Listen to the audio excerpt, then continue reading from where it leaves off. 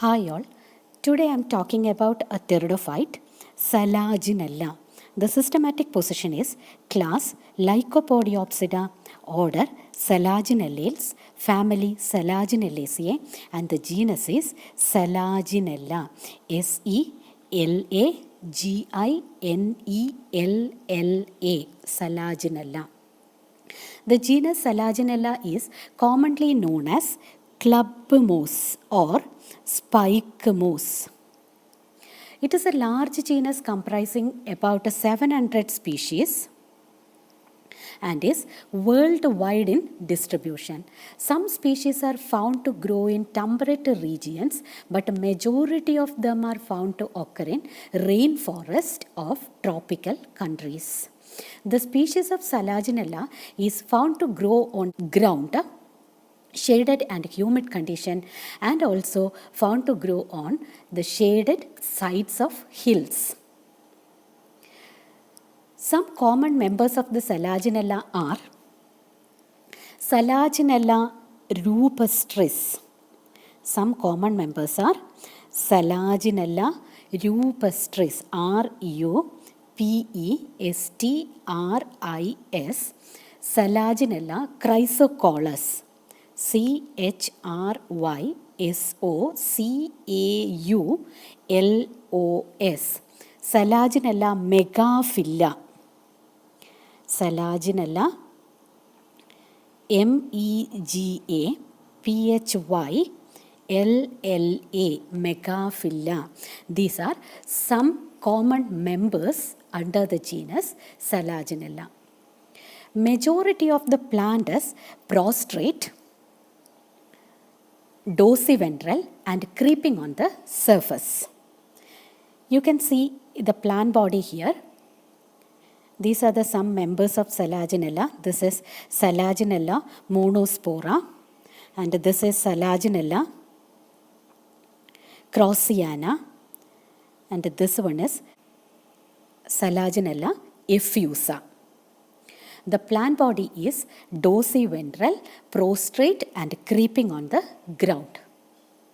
Some are radial and grow erect, and few are climbers. Some xerophytic species roll up into a compact ball of dead leaves and stem during dry season, but it unroll to carry a normal activity when put in water. And such plants are commonly known as resurrection plants. RESURRECTION, resurrection plants. That is, some species of the Selaginella, mainly the xerophytic species, roll up into a compact ball of dead leaves and stems during dry season, but it unroll to carry a normal activity when it is put in water. So these are commonly known as resurrection plants. The plant body of Selaginella is sporophytic and is differentiated into well-developed roots, rhizophore, RHI, SEDO, PHORE, rhizophore. This is also rhizophore. This is also rhizophore, and this is roots,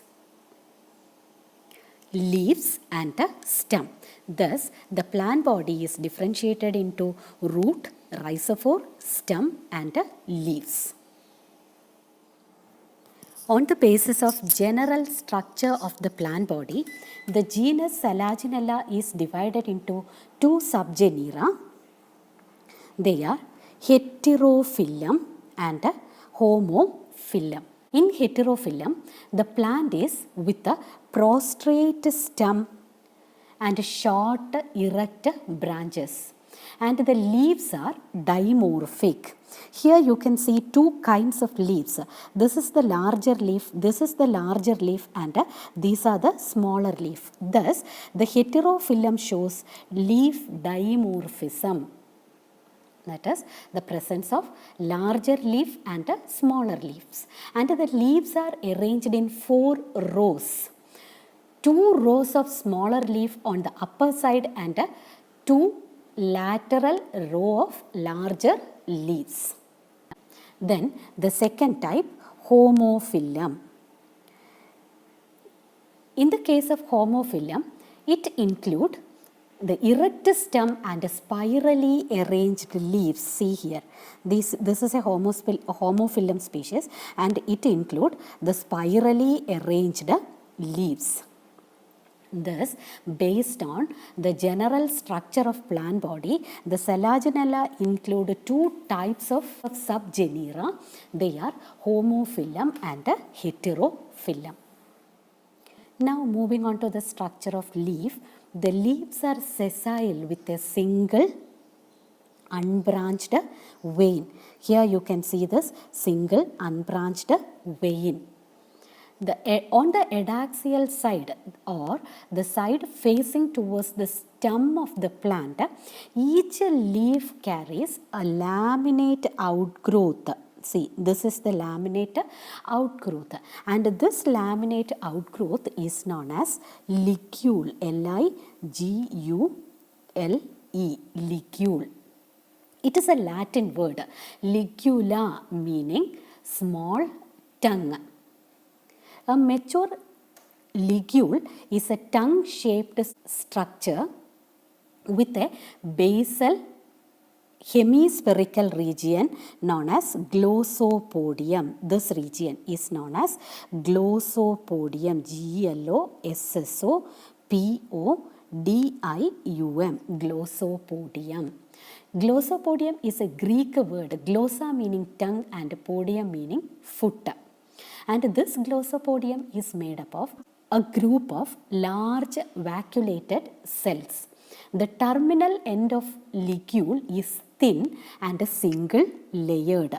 This region, this is thin and single layered. Basal portion of the ligule is somewhat sunken into the leaf. See this. This is the leaf portion. This is the leaf portion, and this glossopodium is remained sunken into the leaf. This is all about the structure of leaf in the case of Selaginella. If you look into the structure of stem, the stem is erect and dichotomously branched. See this. This is dichotomously branched or prostrate with the lateral branches. The prostrate stem is dorsiventral. That is, it is having an upper surface and a lower surface. In Selaginella, from the point of dichotomy of the stem, there arises cylindrical, unbranched, leafless structures from the lower side of the stem. These are the cylindrical, unbranched, leafless structure arising from the point of dichotomy of the stem, and these structures are known as rhizophore, RHIZOPHORE, rhizophore.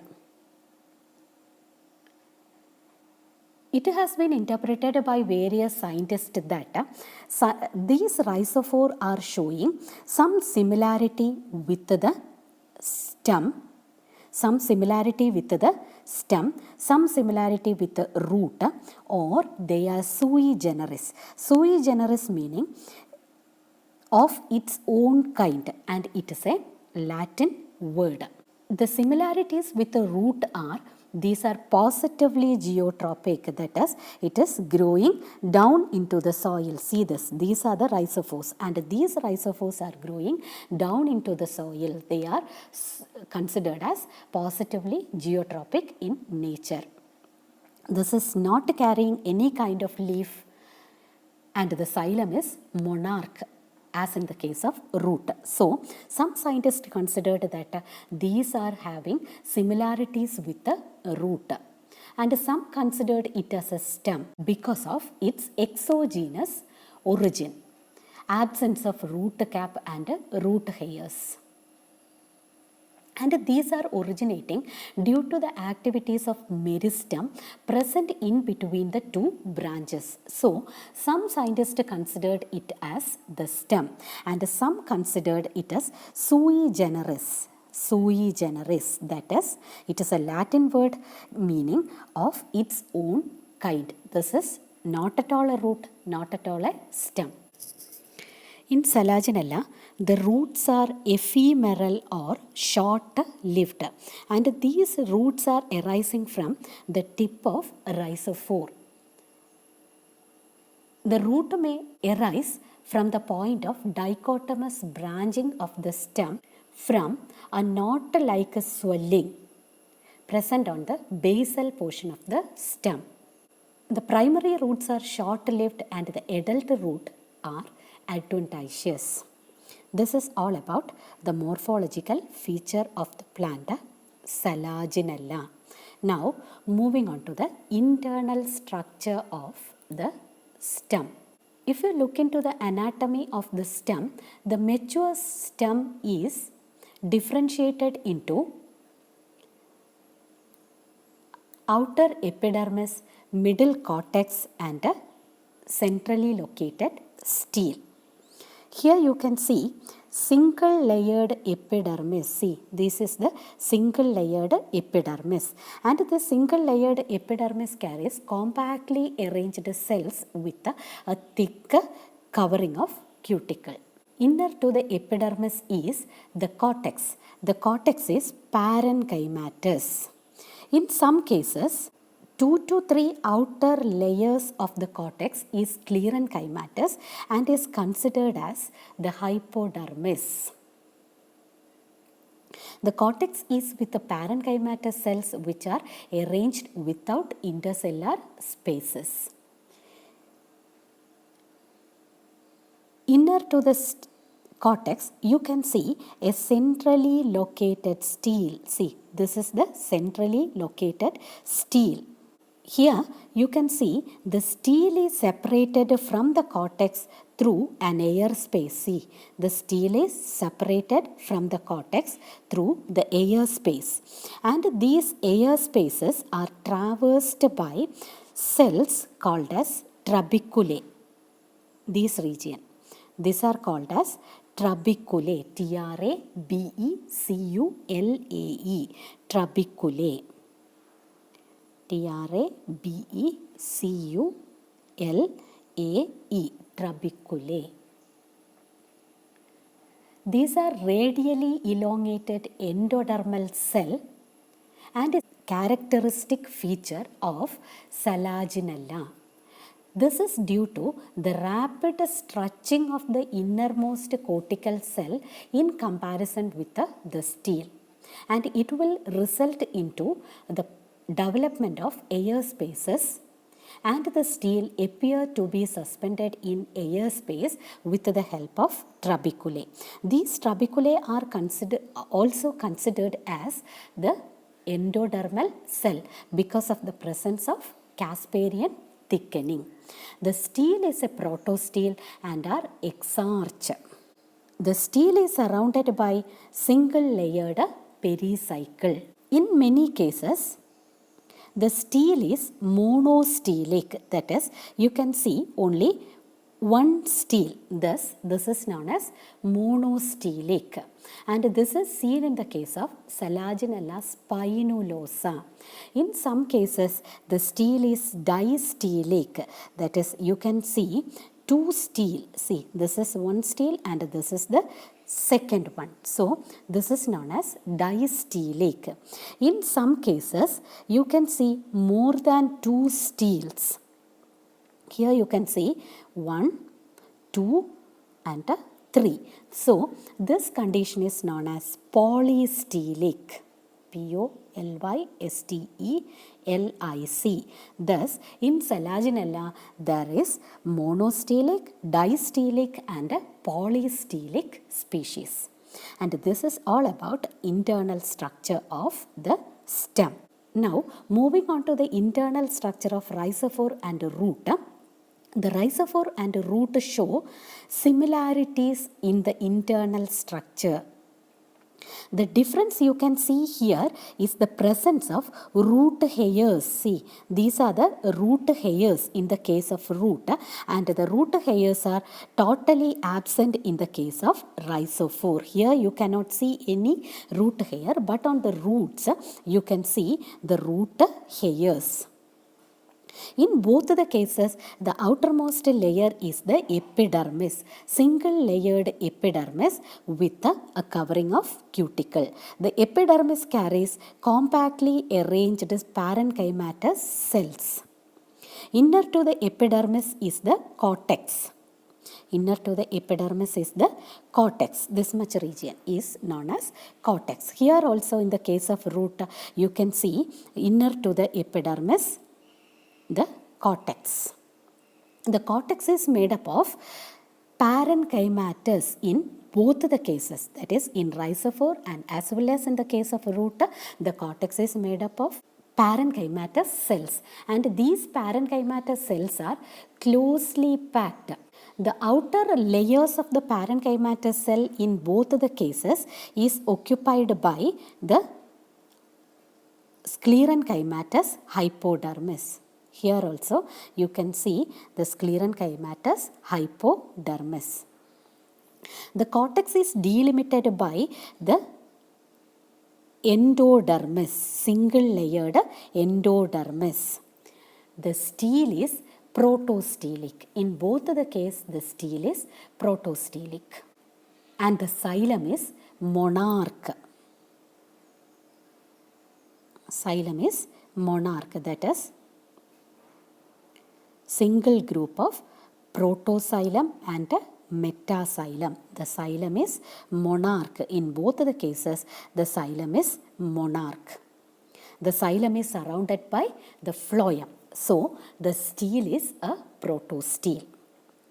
Thus, in anatomy, both the rhizophore and the root are showing similarities. Now moving on to the internal structure of leaf. The leaf carries an upper and a lower epidermis. In between the upper and lower epidermis is the mesophyll tissue, and this mesophyll tissue is not differentiated into palisade and spongy. Here you can see only parenchymatous cells. And this parenchymatous cell consists of chloroplast and pyrenoids. The stomata is present on the upper epidermis or on the lower epidermis or on both the epidermis. You can see the stomata. The mesophyll cells are arranged with the numerous intercellular spaces. The mesophyll is traversed by single vein. That is, it carries only single vascular bundle in the center. This is all about the internal structure of the leaf. Reproduction in Salaginella. Salaginella reproduces both by vegetative method and sexual methods. The vegetative reproduction is taking place through the tuber formation, bulbils, dormant bud and fragmentation. Among these, first we will look into the fragmentation. This fragmentation is seen in the case of Salaginella rupestris. And this is commonly seen in the case of species that grow under humid condition. In this case, the trailing branches of the stem develop adventitious branches and later get disconnected from their parent plant and grow into a separate individual. This is happening in fragmentation.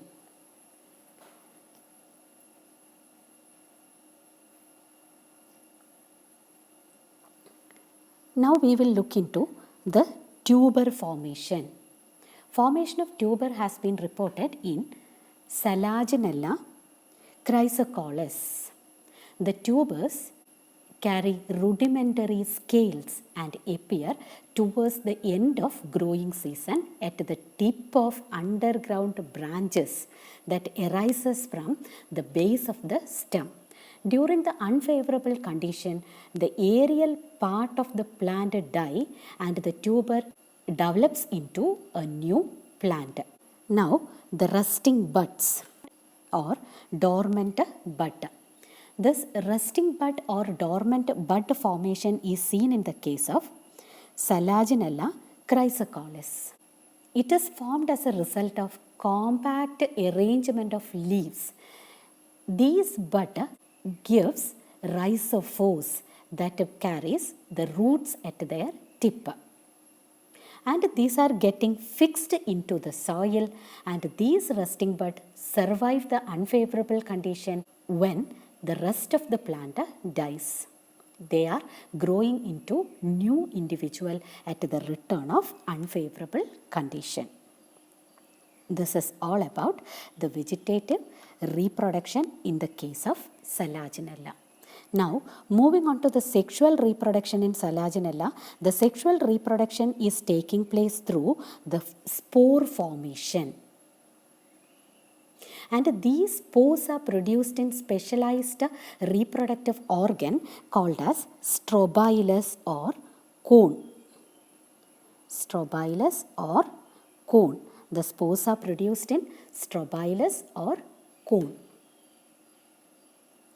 The cone or strobilus is 5 millimeter to 7 centimeters in length.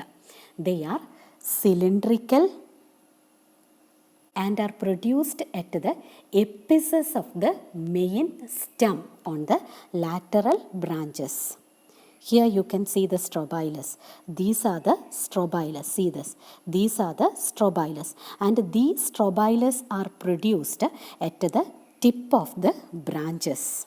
Structurally, each strobilus carries a central axis. See, this is the central axis and spirally arranged sporophylls. These are the spirally arranged sporophyll.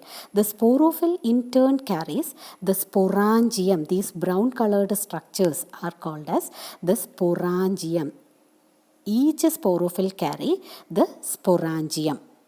At the upper surface of the sporophyll, you can see a small tongue-like structure called as the ligule. These are known as the ligule. These structures are known as ligule. In Selaginella, the single strobilus carries the megaspores and a microspore. In Selaginella, the single strobilus is producing the megaspore and the microspore. The microspores are produced in the microsporangium, and the sporophyll carrying the microsporangium is known as microsporophyll. Here you can see. See, this is a sporangium carrying the microspores, and the sporophyll on which the microsporangium is attached is known as microsporophyll. Here you can see the megasporangium. See, this is the megasporangium. The sporophyll carrying the megasporangium is known as megasporophyll. That is, the single cone or the strobilus of Selaginella carries both the megasporophyll and a microsporophyll. And these sporophyll in turn carries the megasporangium and the microsporangium. If you look into the arrangement of microsporangium and megasporangium in the strobilus, in some cases, the megasporangium is situated on the lower side of the strobilus. In some cases, the megasporangium is produced on one side and the microsporangium is produced on other side. Thus, different pattern of arrangement of microsporangium and megasporangium is seen in the case of Selaginella strobilus. Mature microsporangium and megasporangium carries a short stalk. This is the microsporangium. Here you can see short stalk, and this is a megasporangium. Here also you can see a short stalk.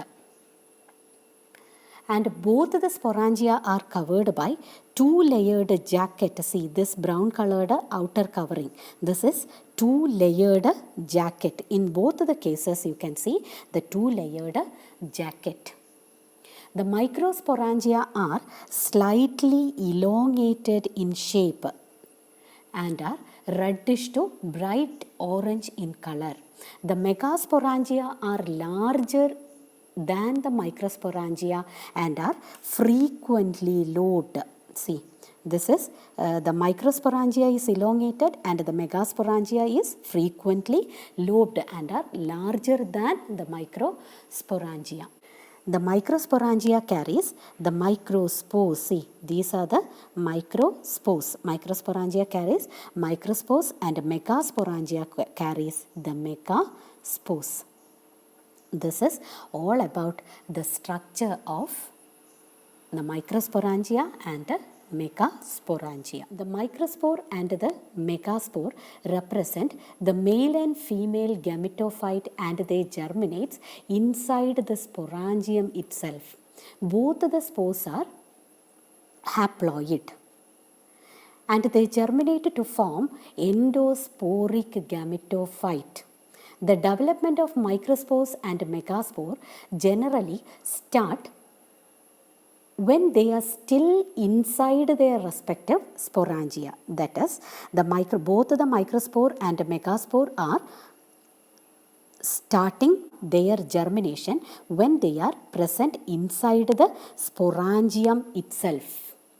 The microspore germinate to form the male gametophyte. These microspores are germinating into male gametophyte. Megaspores are germinating into the female gametophyte. Here you can see a female gametophyte. I have already told you that the female gametophyte start germinating while the megaspore are still within the megasporangium. The germinating megaspore first enlarges in size and consists of 3-layered wall and a peripheral cytoplasm. Later, it is dividing into a mass of cells. In this mass of cell, it carries an apical cell or the apical tissues. The spore wall crack along the ridge and the apical cushion of tissue become exposed. This tissue of the gametophyte, you can see here, this is the apical tissues and this apical tissue of the gametophyte carries rhizoids and are green in color. Here you can see the rhizoids and are green in color. Most of the superficial cell of the female gametophyte develop into the archegonia. See, this is the archegonia. And this archegonia is small and sunken in the gametophytic tissue. Each archegonium consists of a neck. This is the neck. This portion is the neck and a venter. This is the venter. Venter carries ventral canal cell and a neck. Neck carries neck canal cell. The microspore germinate to form the male gametophyte. The male gametophyte are shed at a 13-celled stage. That is, when it is shed, it carries one prothallel cell,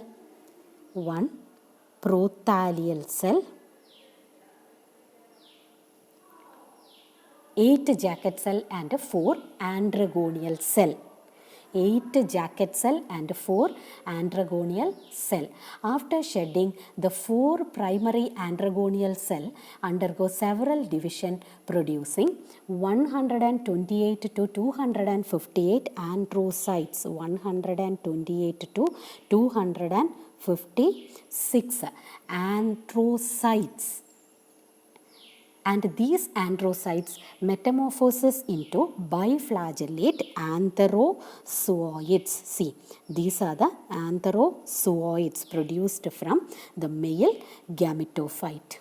In majority of the species, the fertilization take place after the megasporangium get settled on the substratum. But in some cases, fertilization occur while the female gametophyte is still within the sporangium. Biflagellate sperms liberated swim to the archegonia through a thin film of water and fertilizes the egg. Thus, a diploid zygote is produced.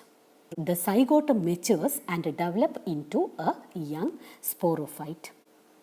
This is all about the life cycle in the case of Salaginella. Now have a look into the life cycle. Salaginella is a sporophytic plant, that is 2N condition, diploid. It produces the strobilus. The strobilus is also diploid. Strobilus carries microsporophyll and a megasporophyll. The microsporophyll and megasporophyll in turn carries microsporangium and microspores, megasporangium and a megaspore. The megaspore germinate into female gametophyte and the microspore germinate into male gametophyte. The male gametophyte produces antherozooids and the female gametophyte produces the archegonium and in turn egg. After fertilization, a diploid zygote is developed and the diploid zygote develop into a diploid young sporophyte of Salaginella. Thus, you can see both the gametophytic and sporophytic generation in the case of Salaginella. This is all about the life cycle, morphological features and reproduction in Salaginella. Happy learning and thank you all.